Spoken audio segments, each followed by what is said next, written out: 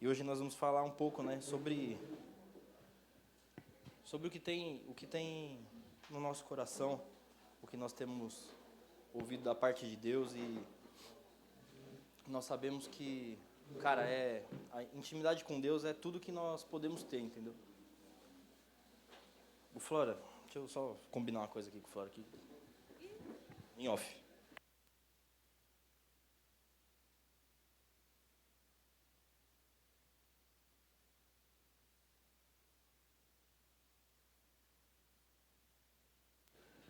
Bom, então eu preparei essa palavra, né, Deus foi me dando a direção. Eu li um livro, né, que recomendo também a todos lerem, que chama Os Caçadores de Deus. É o livro do Tommy Tenney. Então, o que eu aprendi naquele livro e o que tocou no meu coração, né, eu fui trazendo para a nossa realidade.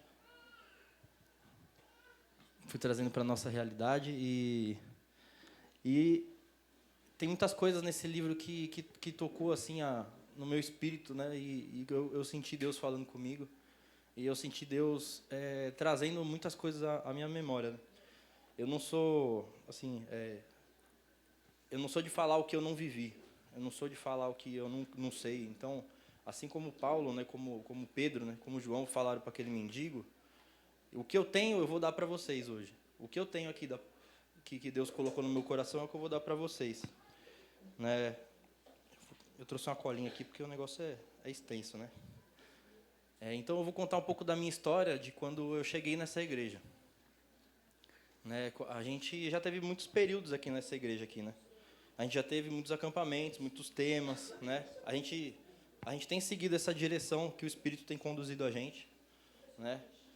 E uma coisa assim que eu sou muito grato é de estar nessa igreja. Eu sou muito grato mesmo de estar nessa igreja, porque algumas igrejas, eu falo nacionalmente, eu não sei como está o mundo afora, mas as igrejas no Brasil, elas deixaram o dinheiro e a política entrar, né? E quando você deixa outra coisa que não é Deus entrar, você deixou ele de fora. Você deixou Jesus de fora. Muitas igrejas estão deixando Jesus de fora. E eu dou glória a Deus que nós não temos deixado Jesus de fora, né?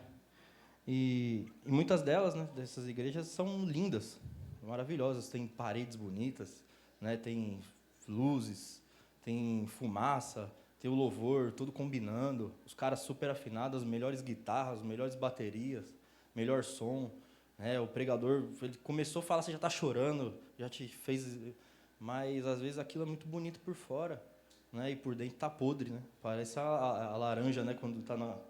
Você compra a laranja e ela apodrece assim. Eu não sei quem foi que mandou isso num grupo desse. Que era uma laranjinha, né? A hora que você pega a laranja e você virou, ela tá podre, né? A casca tá bonita, mas por dentro tá podre, né? Mas, assim, uma coisa que eu sinto que aconteceu com a gente, né? Como igreja, comigo também, né? É difícil mudar. E precisa que a gente reconheça, né? Então, voltando lá quando eu era novo, quando eu tinha meus 17 anos...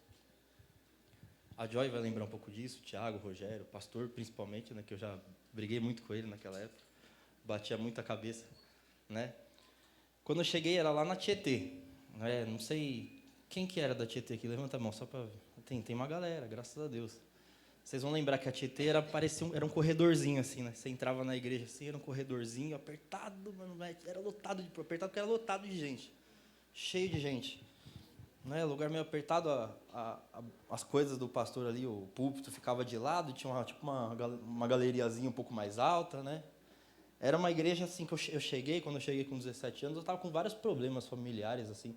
Eu queria dar uma respirada na minha mente, porque eu fazia muita coisa errada e não tinha ninguém que me domasse, né? Vamos assim dizer.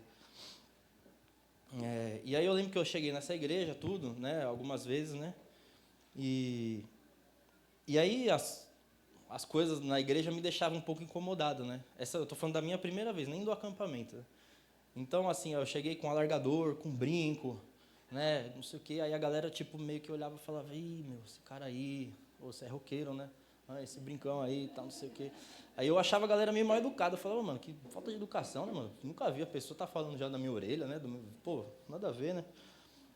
E aí eu também visitava uma outra igreja, né, que era lá no Bola de Neve, que era, mas assim, lá era a mesma coisa, tipo, você chegava, as pessoas conversavam com você, ela falava, conversava com você, aí você olhava assim, você falava, ih, mano, esses caras quer me impor coisas, né? A minha visão, primeira impressão de igreja, é que era um lugar que você ia receber uma imposição ali de mudança e você tinha que mudar, cara. Assim. Então, eu também era muito rebelde, né? Então, eu não ia aceitar isso, né? De bandeja, assim. Ah, não, beleza, o cara nunca vi na vida, manda mudar, né?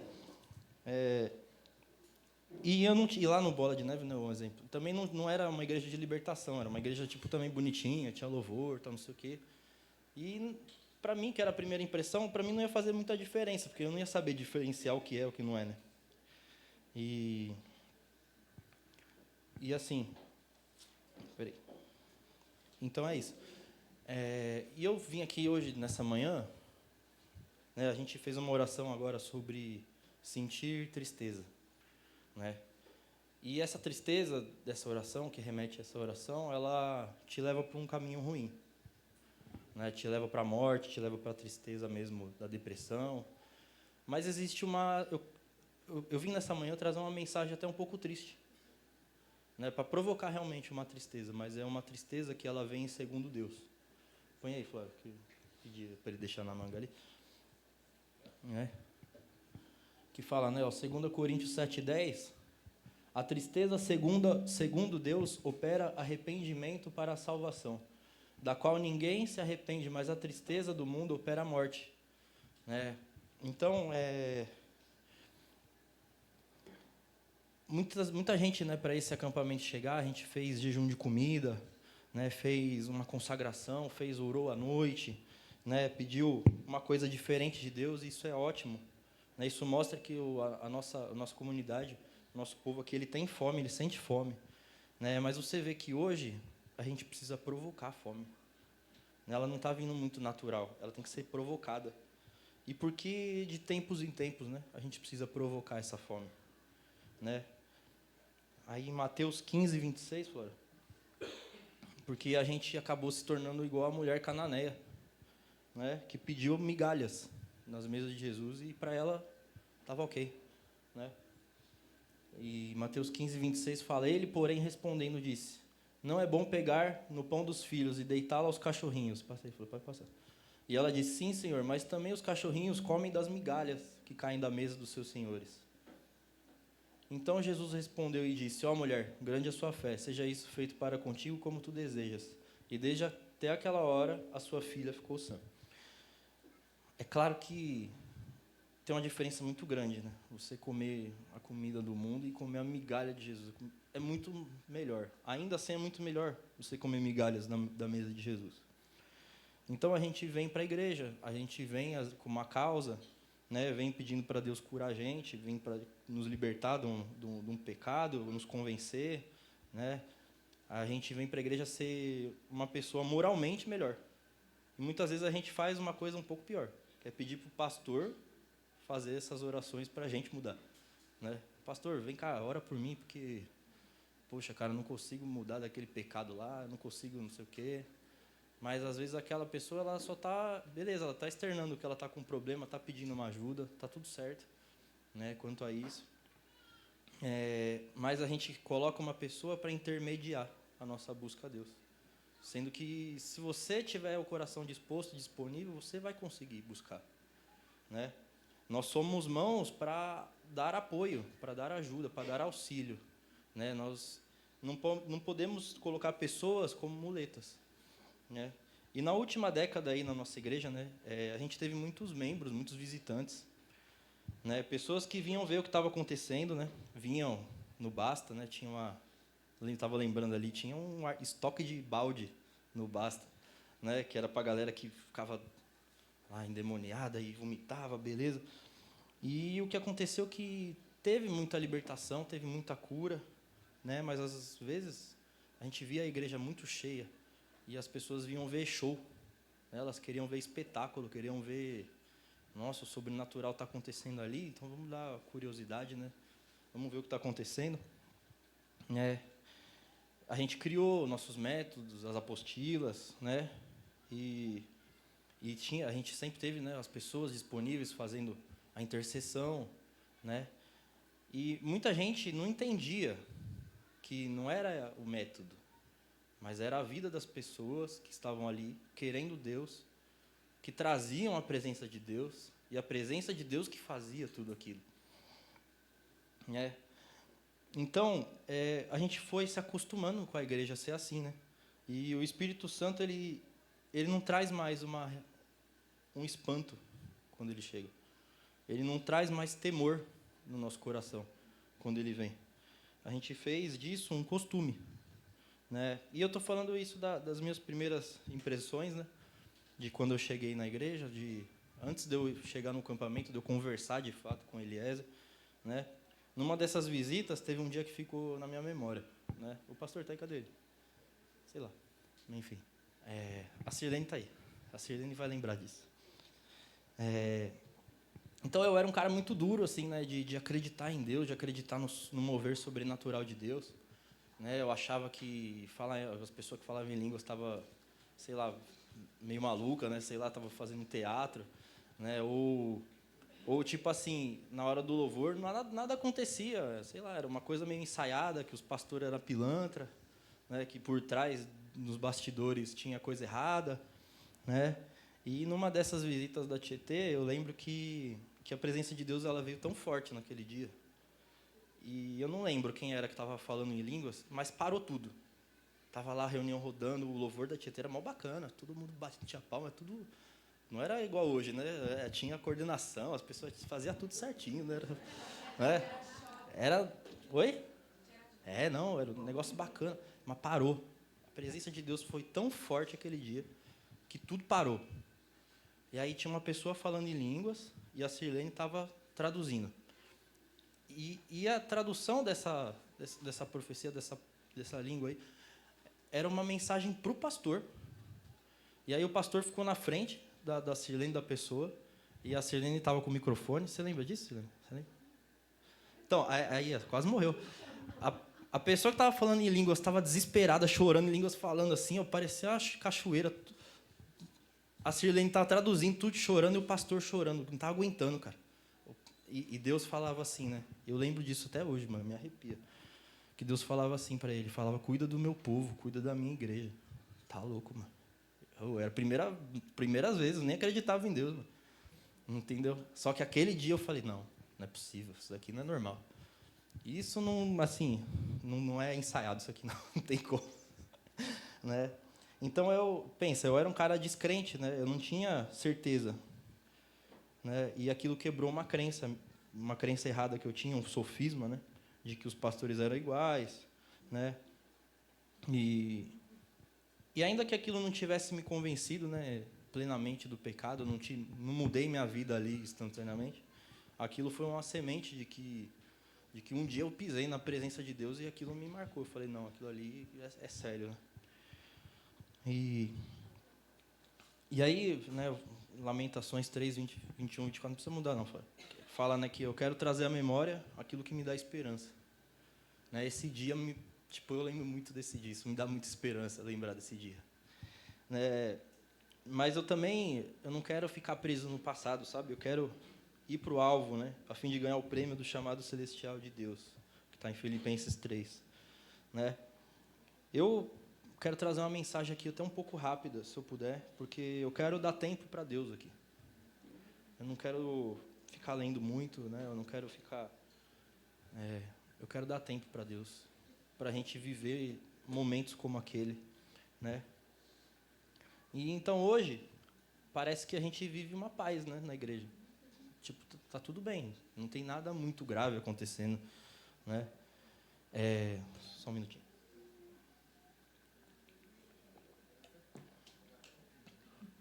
Oi? Não, é água. Não, valeu. Então, assim, a gente está numa paz aí, né, hoje em dia aqui na igreja, e virou uma paz meio velada, sabe?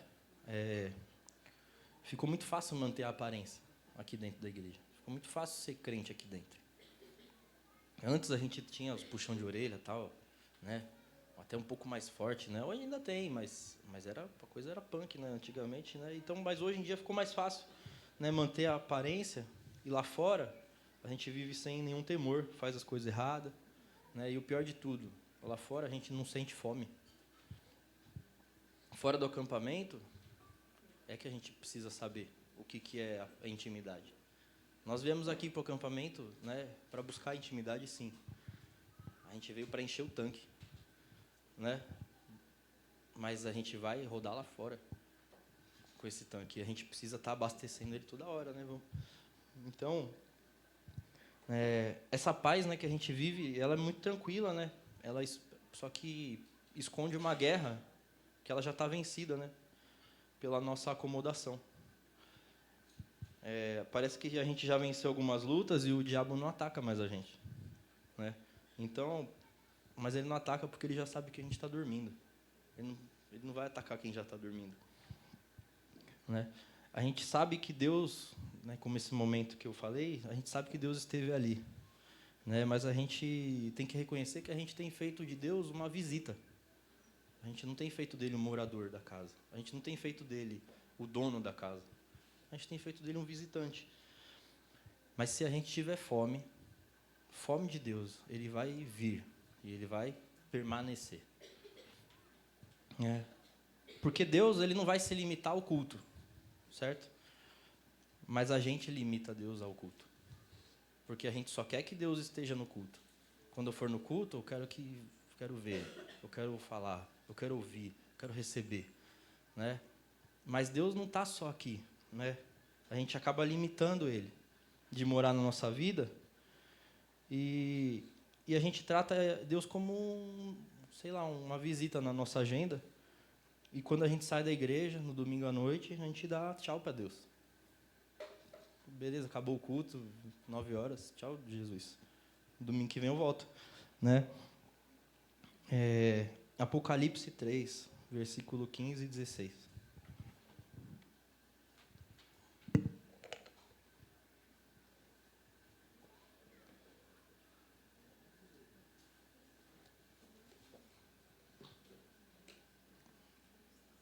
Não, fala. 3. 3:15. Calma aí. Isso. Essa daí já dá para falar de olho fechado, né? Conheça as suas obras. Eu sei que você não é frio nem quente. Melhor seria que você fosse frio ou quente. Assim, porque você é morno, não é frio nem quente, estou a ponto de vomitá-lo da minha boca. Então a gente precisa descobrir o caminho de volta para sentir esse calor, para ser quente novamente, né? O nosso espírito ele precisa voltar a arder por Cristo, né? A gente pode dizer que a gente é uma igreja fria? Assim, o que vocês acham? Analisando vocês, a vida de vocês, vocês acham que a nossa igreja é fria? É quente? Também não. Então, o próprio Jesus fala que é melhor que você fosse frio do que quente, né? Sabe por quê? Porque o morno, ele só quer Jesus até onde convém, né?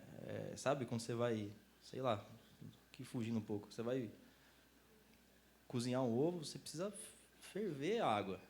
Você não vai conseguir ferver um ovo na água morna. Não, vai demorar 1 ano para aquilo acontecer.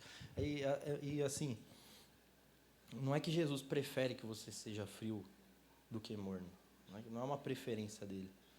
Mas, assim, imagina o que você está fazendo com Jesus. Se você está chamando ele e, ao mesmo tempo, você não quer ele.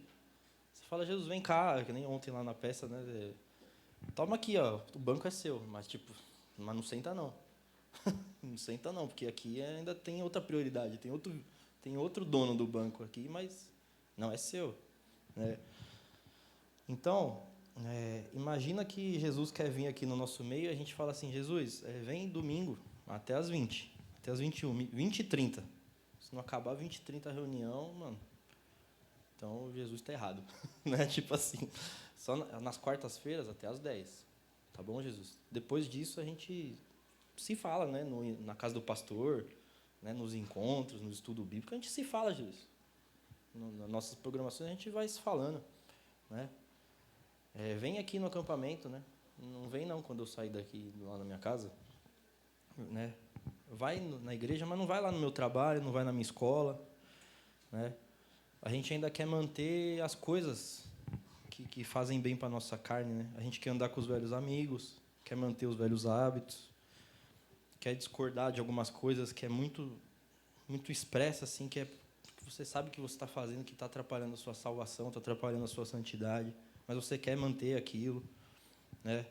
Não quer seguir os conselhos das pessoas experientes quando conversa com você, né?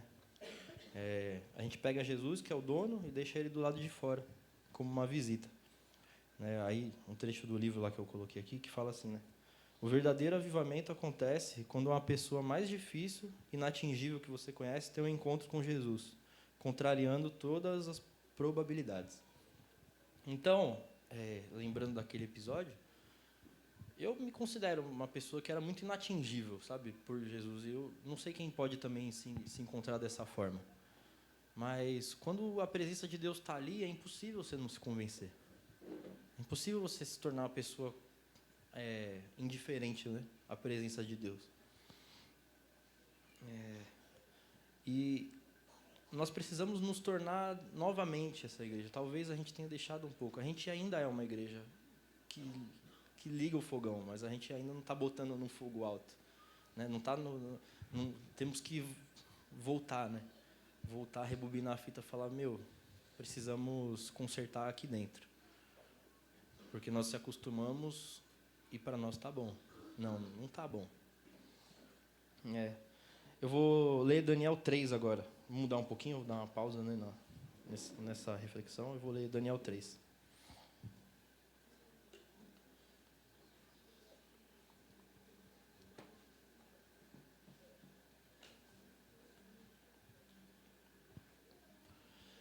Eu estava, esses dias, um dia desses, eu estava orando ali pelo acampamento e aí eu tive uma iluminação, não sei, uma visão de um jovem ardendo fogo, assim, né? Pegando fogo e aí eu estava seguindo a oração e eu lembrei, né, dessa história dos amigos lá de Daniel. Eu vou ler um pouco aqui, vocês vão acompanhando comigo. O rei Nabucodonosor fez uma estátua de ouro, cuja altura era de 60 côvados e a sua largura de 6 côvados. Levantou-a no campo de Dura, na província da Babilônia. Então o rei Nabucodonosor mandou reunir os príncipes, os prefeitos, os governadores, os conselheiros, tesoureiros, juízes, capitães e todos os oficiais das províncias para que viessem à consagração da estátua que o rei Nabucodonosor tinha levantado. Manda bala. Que vai longe.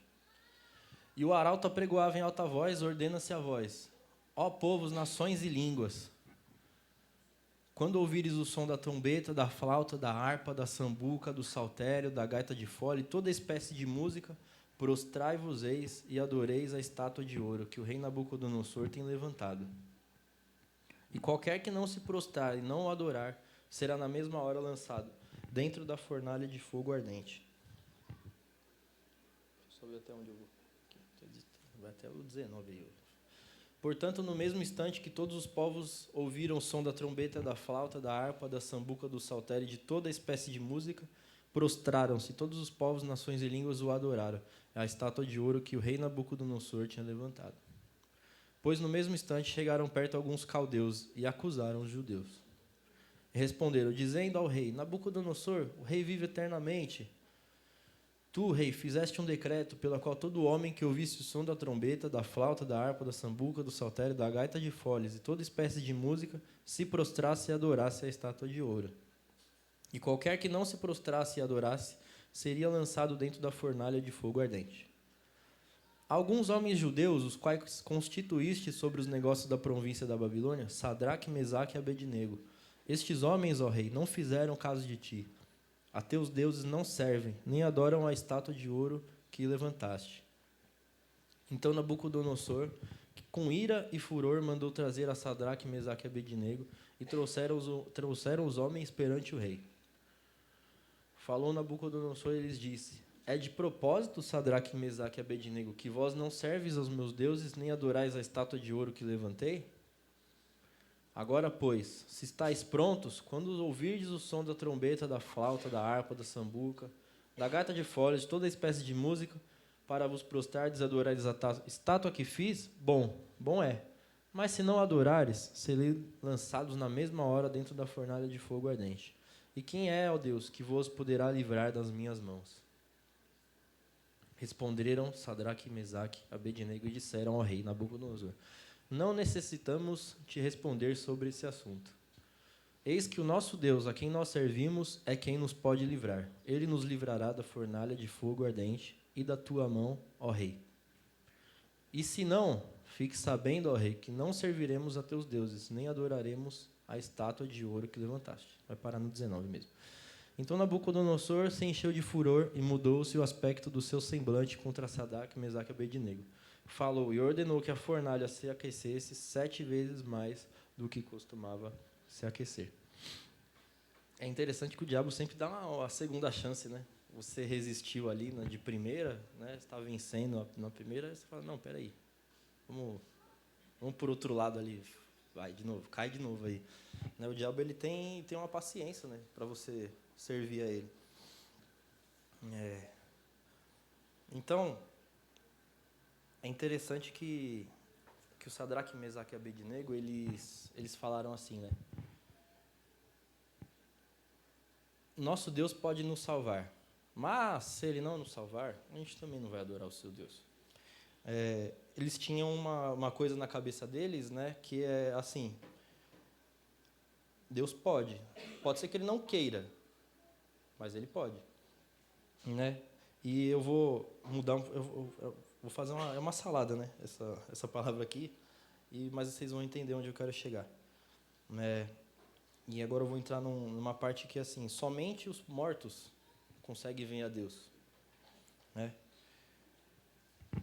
Mais uma pausa aí, mantém essa história de Sadraque, Mesaque e Abednego na mente de vocês. Vamos lá para Moisés, né? Moisés era um cara muito importante, né? Hoje ele é o cara assim, é o cara mais importante do judaísmo, né? Ele é o cara assim, abaixo de Deus, os judeus tratam Moisés como o Moshe, né? É o principal. E ele também era considerado o homem mais humilde que andou na terra. Está lá em Números 12:3, não precisa abrir fora, se você quiser anotar, é só deixar a referência aqui. Então Moisés ele já tinha recebido as tábuas da lei, já tinha recebido o modelo do tabernáculo, ele sabia que tudo aquilo era uma sombra do que existia, né, na eternidade, e pediu para Deus, mostra-me a tua glória. E aí Deus respondeu, nenhum homem pode ver a minha glória e viver. Então, para contextualizar isso aí, lá no Antigo Testamento, né, o sacerdote, no tabernáculo, ele entrava no Santo dos Santos com um temor que era tipo assim, se ele tivesse um pecado, ele ia morrer na hora que ele tinha que entrar uma vez por ano no Santo dos Santos para fazer a expiação dos pecados do povo, né? E naquele dia, ele sabia que podia ser o último dia da vida dele, né? O temor, né, era tão grande sobre esse dia que os outros sacerdotes, né, o sumo sacerdote entra, né? É isso, né? Eu não lembro muito da hierarquia. Então tem o sumo sacerdote, é o cara que vai entrar lá e aspergir. Mas tem outros sacerdotes. E os outros sacerdotes não deixavam o sumo sacerdote dormir nesse dia. Porque se ele dormisse e sonhasse com algo impuro, olha tipo o nível de seriedade que eles encaravam. Cara, não dorme, porque se você dormir e sonhar com algo impuro, você vai morrer. Então, assim, eles não queriam que aquele sumo sacerdote se contaminasse para fazer a expiação dos pecados do povo. Mas eles olhavam para aquele homem como se ele fosse um homem morto andando, né? Sabe quando vocês veem na televisão que tal fulano foi lá na Indonésia, traficou, foi preso, foi para a cadeira elétrica, o cara lá nos Estados Unidos, pena de morte. Quando rola uma pena de morte, né, na cadeia, você vê muito no filme, né? Nos filmes isso, né? E os caras olham para aquele preso e falam, o cara ali está morto já. Aquele ali é um homem morto, está andando. Então, o sacerdote, naquele contexto do tabernáculo, as pessoas olhavam para ele e falavam, é a última vez que eu vejo esse cara vivo. Pode ser que amanhã ele não esteja mais entre nós, né?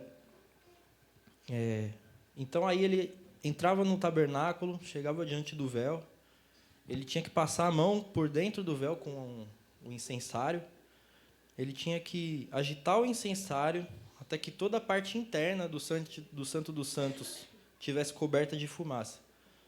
Então, aí ele podia, quando tivesse cheio de fumaça, ele podia aspergir o sangue no altar e fazer a expiação dos pecados do povo. E ele fazia aquilo meio às escuras, porque tinha tanta fumaça que ele não enxergava assim a mesa, o altar, as coisas. Ele tinha que ir ali Ele já sabia mais ou menos como era o modelo, para a direita, para a esquerda, ele ia na cegueira mesmo, de tanta fumaça que ele tinha lá. Mas por que, né? Tanta fumaça? Alguém sabe dizer? Assim, só para interagir um pouquinho. Alguém sabe dizer por que a fumaça?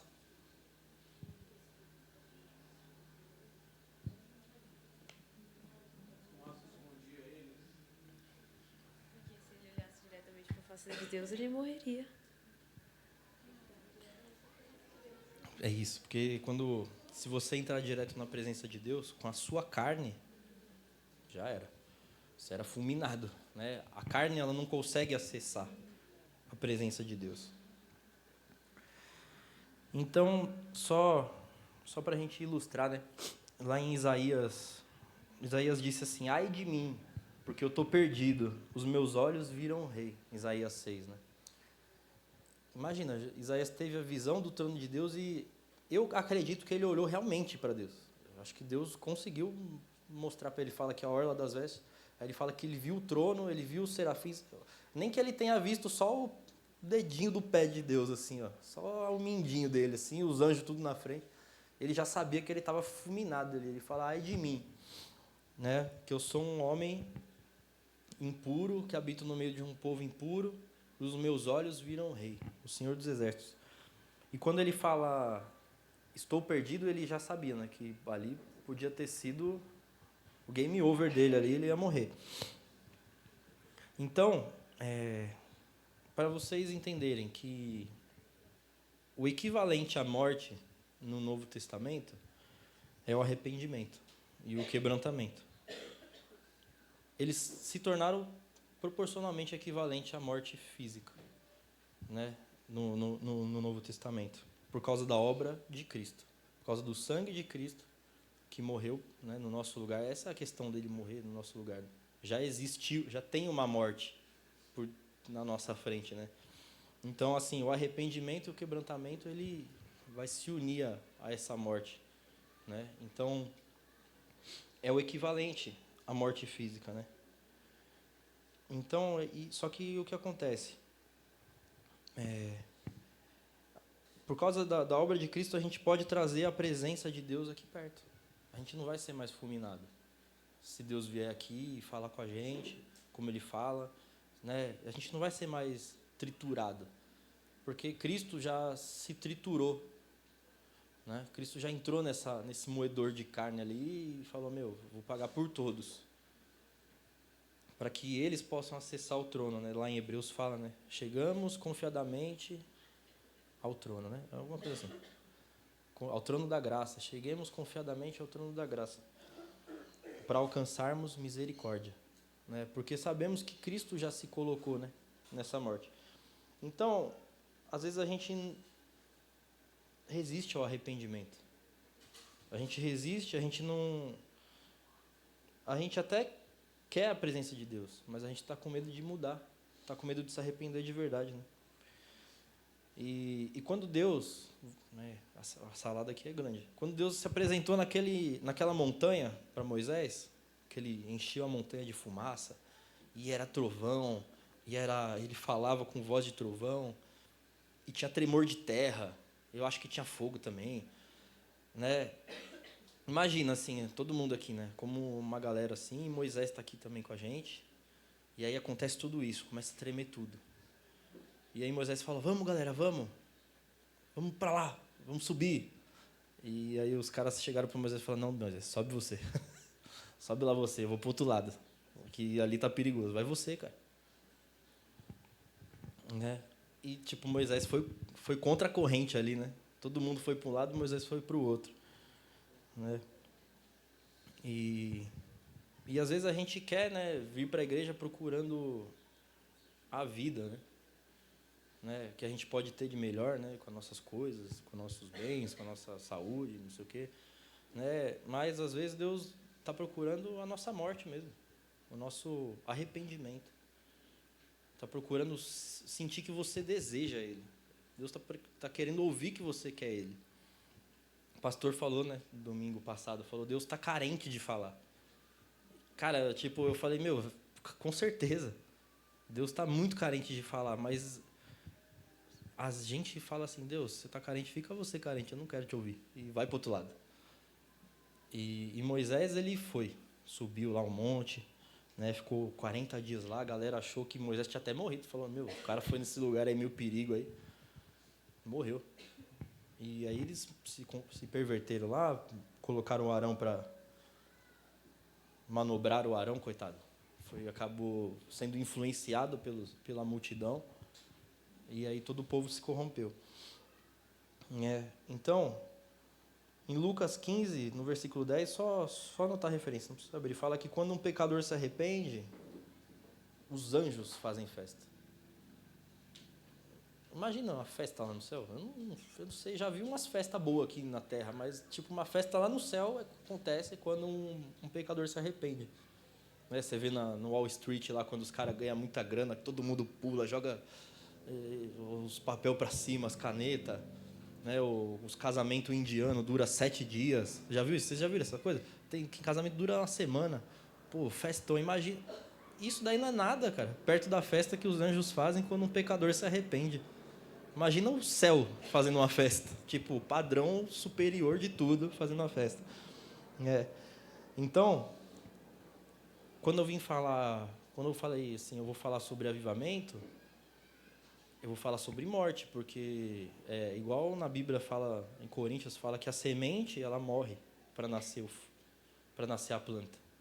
Então, você primeiro morre para você, para a sua vida, para você viver de verdade. O avivamento, ele vem dali. Né? Então,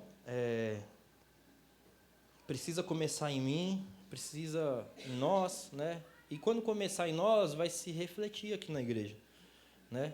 E quando se refletir na nossa igreja, vai refletir no nosso bairro, né? Vai refletir nas nossas casas, vai refletir na nossa cidade, né? Eu não estou falando aqui de uma fórmula, né? Que você faz e dá certo, né? Deus faz as coisas como Ele quer, né? Mas se você deseja mesmo aquilo, Deus para e vai lá. Teve uma época aí nesse livro, estava contando, ele conta a história, né, de uns avivamentos, e teve um que rolou na Argentina. Né? E falam que numa determinada época era contado que só existia 600 crentes na Argentina. A Argentina inteira tinha 600 crentes. Desses 600 crentes, 45, que eram os jovens, que eram de uma universidade lá, falaram assim, vamos fazer um jejum pela nossa nação. E nesse jejum eles ficaram, acho que 69 dias, 70 dias de oração, chorando. Fala que esses caras choravam, todo dia, choravam. Até que num dia, eles receberam uma palavra que falou assim, eis que ouvi o pranto de vocês, e Deus está derrubando hoje o príncipe da Argentina. E daquele dia em diante, tipo, teve um avivamento na Argentina, tipo, de muitas igrejas, tipo, começaram a nascer, o povo começou a adorar a Deus, como nunca aconteceu lá. Imagina, você tem meia dúzia de crentes, do nada você tem um país inteiro. E eu volto a dizer, né? A gente fala muito que o Brasil é um país cristão, um país, né, fiel a Deus. Na verdade, assim, só na carteirinha, né? Só no clube, porque olha o que está acontecendo, né, no nosso país, né? Olha o que está acontecendo no mundo, mas no nosso país principalmente. Quem está ganhando? Né? Será o príncipe, né? Os principados sobre o Brasil estão ganhando ou a gente está vendo realmente que está rolando um avivamento, está vendo um mover, está vendo tudo aqui e as coisas estão mudando? Na verdade, a gente cada dia se desespera mais, né? Porque parece que tudo piora. Né? Mas estou só contextualizando. Né? Lá em Jonas, fala que ele recebeu uma palavra para falar para os ninivitas, e aí ele foi lá Ele não quis falar, né? Ele falou, esses caras aí eles são meio tranqueira, não vou lá não. Foi pro outro lado, queria ir para Tarsis. Tarsis era praia, quentinho, né? Queria curtir a vida dele. Falou, vou curtir a vida lá, vou deixar a missão de lado, né? E aí deu tudo errado, foi para a barriga do peixe. Na hora que ele saiu da barriga do peixe, Deus falou, vai lá para Nínive, vai falar para eles lá, que senão eu vou destruir eles. E aí ele foi e pregou para Nínive, e Nínive acho que é na Turquia, né, Júlia? Você que falou esses dias para mim. Nínive é na Turquia, né? Na Síria, né? Na Síria, por aí. Tudo igual. Enfim. Eles nem judeus eram. Os ninivitas nem judeus eram. Não era nem povo de Deus. Mas Deus falou assim, vai, se arrepende, né, dos maus caminhos. E aí eles instauraram um jejum nacional lá em Nínive. Lá, o jejum não veio para para que Deus fizesse algo muito bom. Foi para que Deus não fizesse algo muito ruim, né? Tipo assim, não, pô, eu preciso aqui me consertar, senão eu vou ser destruído. Meu país aqui vai, sei lá, Deus vai afogar todo mundo aqui, vai mandar raio, fogo, né? E o povo ele se entristeceu de verdade, né? Ele ouviu a palavra de Jonas e se entristeceu, chorava de tristeza, não pela destruição, mas chorava porque reconheceu os maus caminhos. Porque senão Deus não tinha também salvado aquele povo. Se as pessoas estivessem só com medo da morte, ele ia matar, certeza, ele ia destruir. Mas as pessoas reconheceram que estavam errados, que estavam no mau caminho. Tem também num outro trecho lá na Bíblia, lá perto de Davi, lá dos Reis, Crônicas, que tem um menino chamado Josias, que ele pega a lei, ele lê a lei, e começa a chorar. Chorar, e ele fala, meu Deus, meu povo está ruim demais. E então, voltando naquela palavra de Coríntios, existe uma tristeza que provoca na gente o arrependimento, né? Que provoca na gente a morte do nosso eu. Então, vamos lá. Eu sei que a presença de Deus aqui hoje, ele é a mesma de 15 anos atrás, pode ser a mesma de 10 anos atrás, pode ser a mesma de 5 anos atrás. Eu não quero ser também o cara igrejeiro, né? Pô, lá na época lá era mais legal, né? A gente brinca, né, que a nossa geração era melhor. Brinca com um tom de verdade. Mas a gente brinca, né? Mas a gente fala assim, brincando, mas assim, se a gente for olhar para trás, né, do que Deus quer fazer aqui, cadê aquela galera toda? Sabe, a gente brinca, mas eu dou muito valor por vocês estarem aqui hoje, porque cadê aquela galera? Será que aquela galera só queria o mover mesmo? Ou não queria Deus? Então, se vocês estiverem aqui hoje querendo Deus, ainda que vocês não sejam tão animados, eu prefiro assim. Prefiro que vocês permaneçam, né? A galera que permaneceu é a galera que era animada também, mas que também deu valor, né, àquilo. Deu valor a tudo que aconteceu. E quando o mundo mandou a gente se curvar, a gente não se curvou. A gente manteve a chama acesa, né, o coração aceso. Porque a maioria das pessoas que saíram de toda aquela época, elas estão realmente frias, ou elas se prostraram, né, para o sistema do mundo de hoje. Como lá na estátua, né, o mundo mandou eles abaixarem, eles realmente abaixaram. Muitos deles se prostraram. Cadê eles agora? Vai procurar onde eles estão. Né? Estão todos prostrados ao mundo. A apostasia chegou neles. E às vezes a gente fala, nossa, vou tentar ajudar o cara, não sei o quê, mas a gente não tem nada para fazer. Eles decidiram, né? Eles pisaram no mesmo chão que a gente, viram o mesmo Deus que a gente, mas eles decidiram, né? Então, agora, 2 Crônicas 7:14.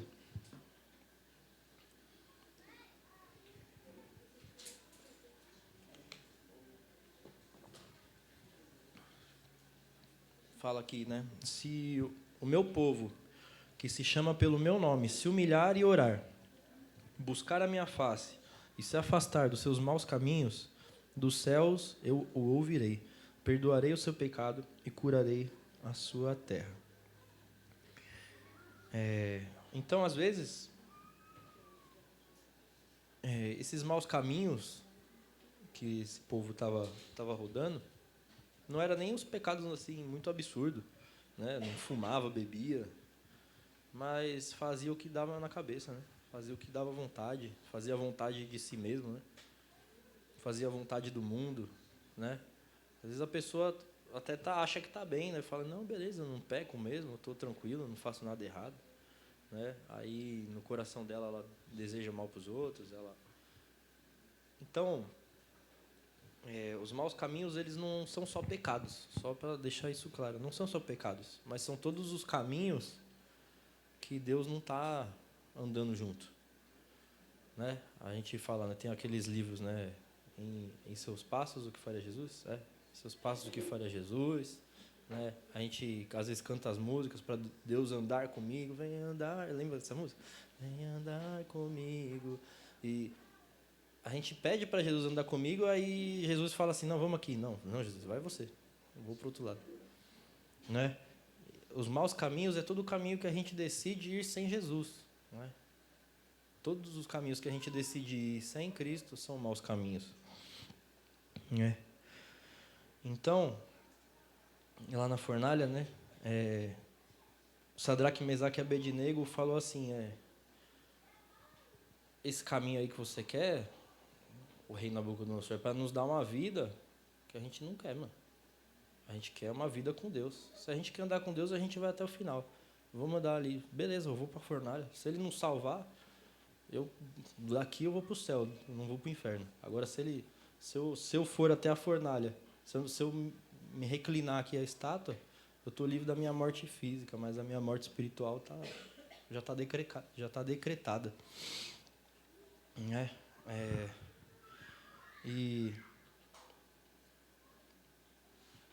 Então você pensa, né, que aqueles jovens, eles entraram naquela fornalha, né?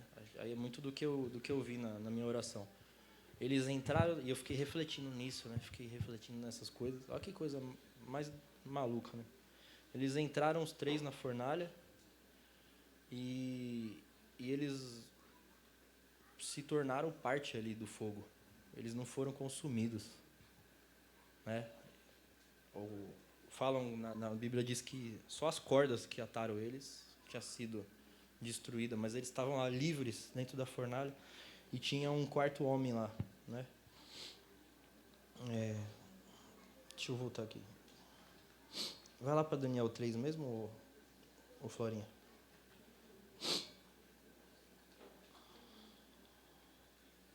A partir do 19.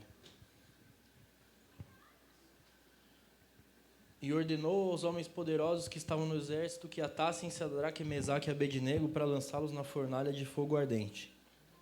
Então esses homens foram atados, vestidos com suas capas, suas túnicas e seus chapéus e demais roupas, foram lançados dentro da fornalha de fogo ardente. E porque a palavra do rei era urgente, a fornalha estava sobremaneira quente, e a chama de fogo matou aqueles homens que carregaram Sadraque, Mesaque e Abednego. E estes três homens, Sadraque, Mesaque e Abednego, caíram atados dentro da fornalha de fogo ardente.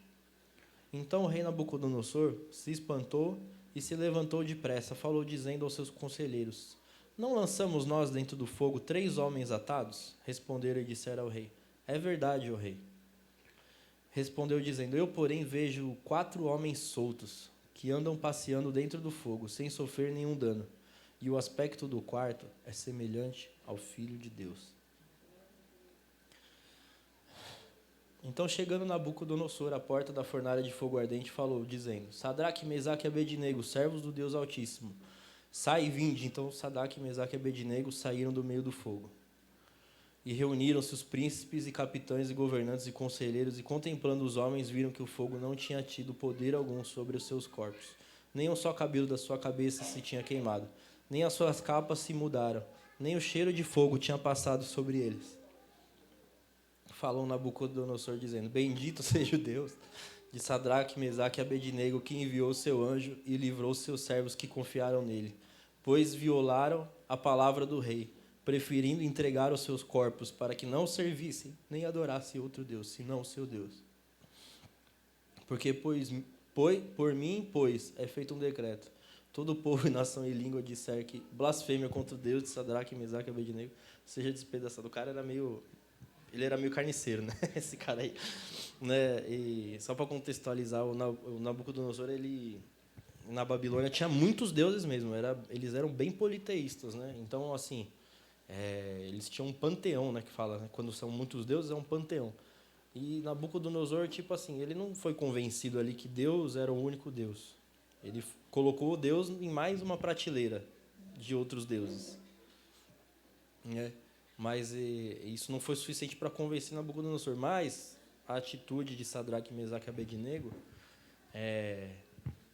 revelou que o Deus deles era o único Deus, né, que existia. Eles falaram: olha, ninguém vai te obedecer aqui. Deus pode salvar a gente, mas se ele não salvar, beleza, né?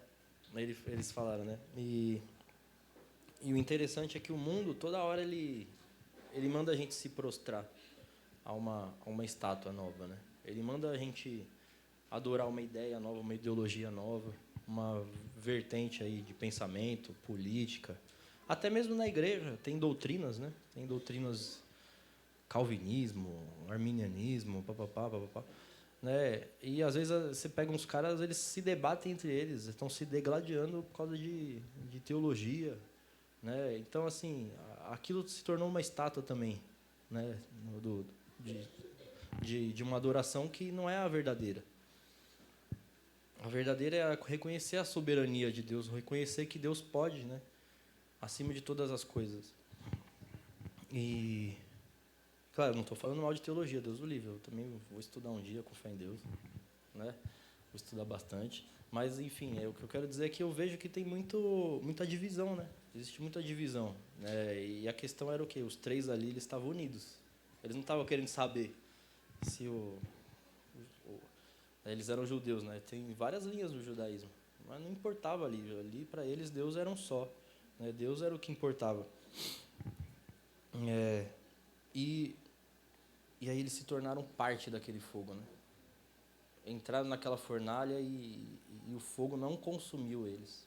Eles e o fogo era uma coisa só. Deus conseguiu, na misericórdia dele, anular 100% da carne de Sadraque, Mesaque e Abednego. Ficou nula, né? Na presença de Deus. E tinha um quarto homem ali, né? Tinha o filho semelhante ao Filho de Deus, né? Os estudiosos, eles acreditam que era Jesus mesmo que estava ali, né? E eu vim aqui hoje trazer uma palavra que a gente possa ser esse fogo da fornalha, que faça parte da gente mesmo, né? Que no nosso coração possa fazer parte, possa existir um quarto homem, né? Aqui no nosso meio, né? Não sei quantos a gente tem aqui, mas sei lá, 150, que tem as 151 pessoas aqui, né? Aquele homem a mais está aqui no nosso meio, E em Jeremias 20, no versículo 9, só para referência, né? Fala assim, né, que Jeremias estava meio quebrado lá. Acho que ele era um cara meio ferrado. O pessoal não gostava muito dele, o pessoal maltratava ele. Ele era reconhecido como o profeta chorão, né? E aí, nessa palavra Jeremias 29, ele fala assim, que ele não quer mais falar de Deus, mano. Não quer mais pregar, né? Aí ele fala assim, se eu digo não mencionarei, é como fogo em meu coração. Estou exausto tentando contê-lo, não posso mais, né? Fala, em outras traduções fala que é como fogo cerrado em meus ossos. A presença de Deus, né? Falar sobre Deus para Jeremias era como fogo cerrado em seus ossos. Então, que a presença de Deus hoje possa literalmente queimar a gente para a salvação, queimar por amor a Ele, queimar por desejo de estar com Ele. Amém? E eu vou abrir aqui em Lucas 7, de 36 a 48. Para concluir aqui.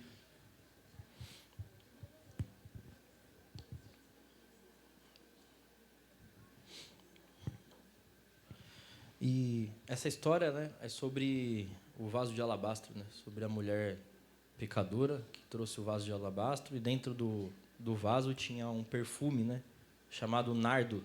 Era o perfume mais caro que tinha lá na região, né?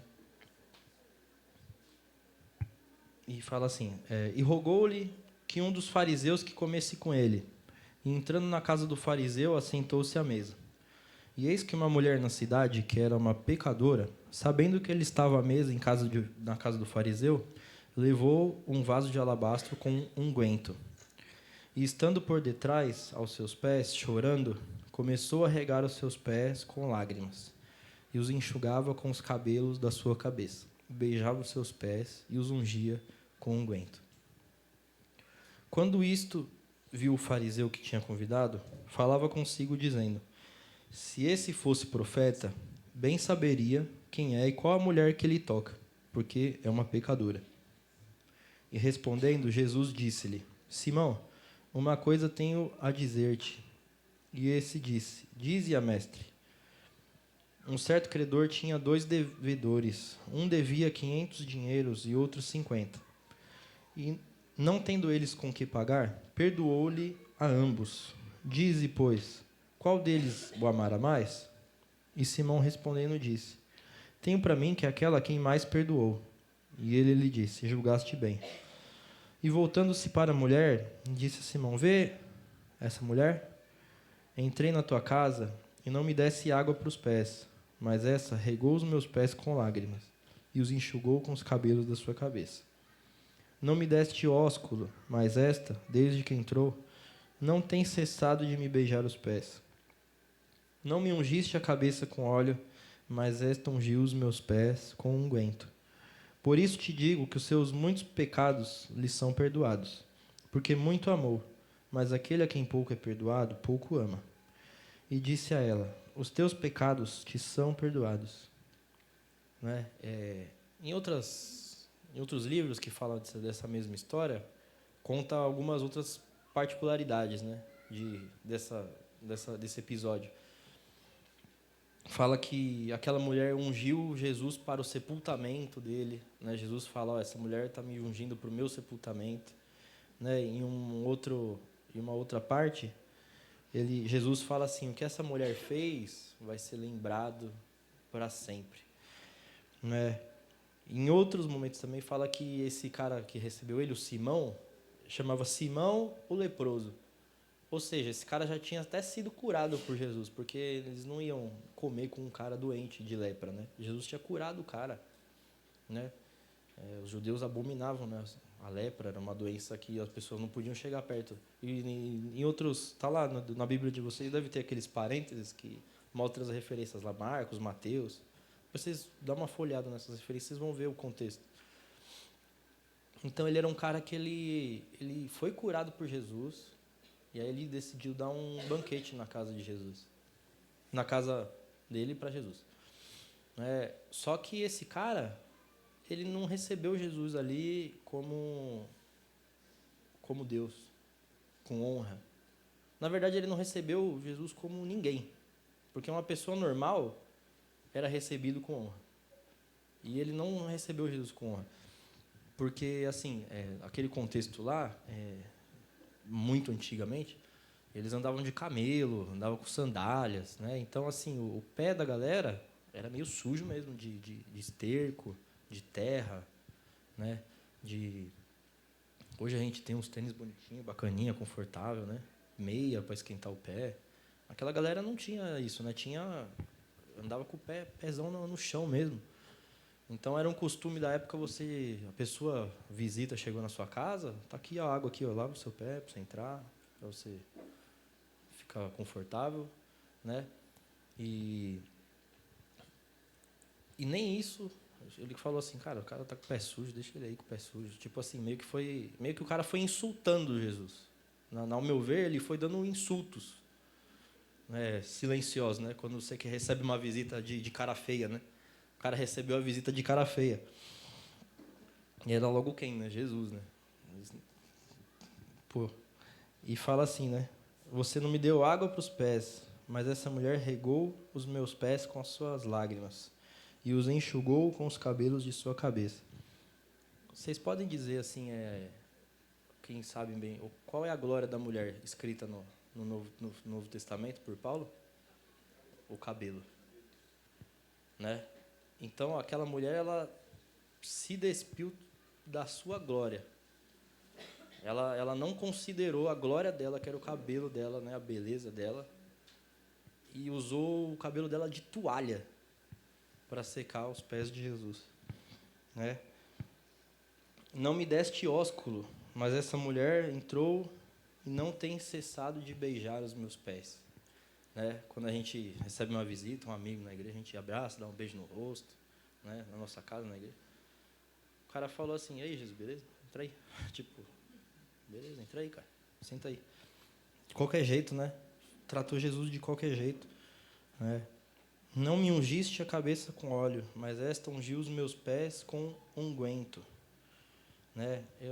Aí a galera da teologia vai entender por que as pessoas ungiam, era para quê? Para repelente de inseto, que tinha que ungir na hora que entrar, não sei. Mas era uma coisa de honra, né? Talvez, tipo assim, talvez seja uma bênção, né? Penso eu que seja uma bênção. Ó, Deus abençoe, seja bem-vindo aí à minha casa, né? Um óleo perfumado, né? Para o cara ficar bem, né? Quando passa aqui unge, tem aquele cheirinho de canela lá de... Não é gostoso, né? Se sente até bem, você fala, nossa, que cheiro bom. Então, pensa assim, que aquele cara, ele não fez nada não fez nada certo. O cara fez tudo errado, né? Para Jesus, né? E aquela mulher, ela gastou o dinheiro dela, né? Falam, eu não sei se isso está na Bíblia, mas no The Chosen fala que era um ano de trabalho para pagar aquele vaso lá de nardo, né? E o vaso também, o nardo, ele tinha que ser conservado num vaso de alabastro, porque era um vaso especial para não estragar, né, o unguento, né? Então tinha toda uma honra daquela mulher de ter, tipo assim, ó, beleza, eu era prostituta, pecadora, mas não vai valer de nada isso aqui mais. Daqui para frente eu mudo a minha vida, né? Todo o dinheiro que eu ganhei aqui não vale a pena, eu vou trocar e vou só ungir Jesus mesmo. E a mulher desesperada, né? Imagina o quanto que ela não chorou no pé de Jesus para ter que secar com o cabelo dela, né? E ainda assim, ela ainda também foi colocada numa posição totalmente descartada, né, pelo dono da casa, né? Ela não podia pedir uma toalhinha, né? Vamos me dar uma toalha aqui para eu secar o pé de... Não, vai meu cabelo aqui, cara. Vai a minha glória mesmo, né? Aquela mulher, ela expressou para a gente o que é o verdadeiro quebrantamento, né? E no lugar do anfitrião, ela deu um recado, né? É o tamanho da honra que Jesus merece quando ele entra num lugar. E eu já terminei já. Se quiser, Thiago, faz um ali no... Eu já terminei, né? E não sei se foi rápido, se foi demorado, né? Eu perco um pouco a noção do tempo quando eu estou falando sobre Deus. Mas, enfim.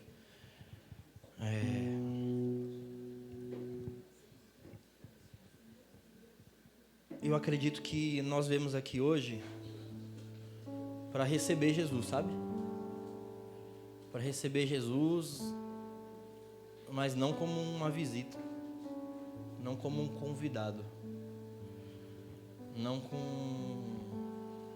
como um cara que tem que entrar aqui, fazer alguma coisa e ir embora.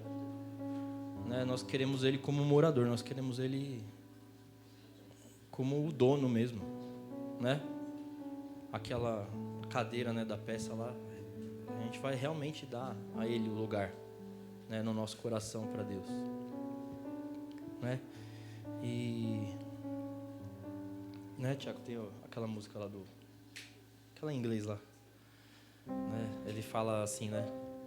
Eu vou falar em português, né? Que ele fala assim, né? Não ensaiamos, tá? Vai no freestyle, né? Que ele fala: eu não tenho pressa de estar na sua presença. Quando está com seu espírito, quando eu ouço a sua voz, aprendo a te ouvir. Quando chega aqui perto, começo a perceber que está aqui. Eu não tenho pressa de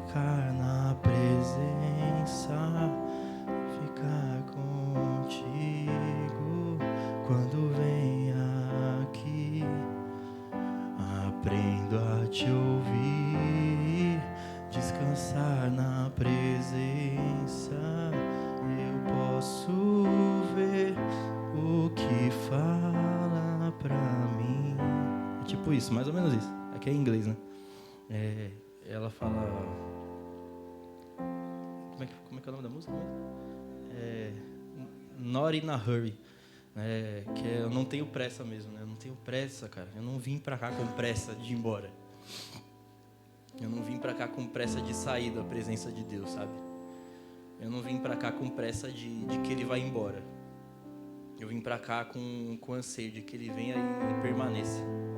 De que Ele venha e fique, né? E que a presença dEle possa constranger a gente, possa transformar a gente, possa nos colocar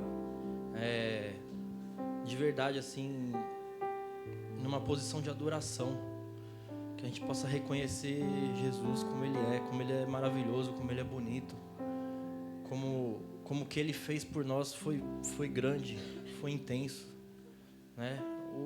O que Ele merece não é nada menos do que tudo.